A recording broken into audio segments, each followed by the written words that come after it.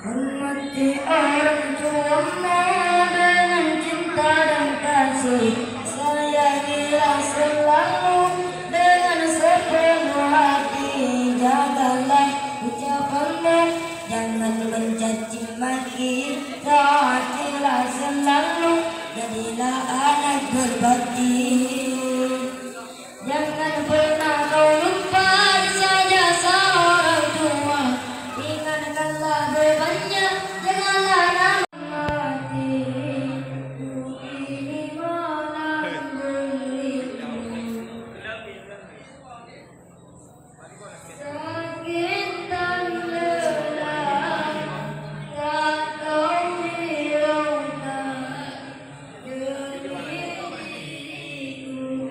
Oh ibu hatiku,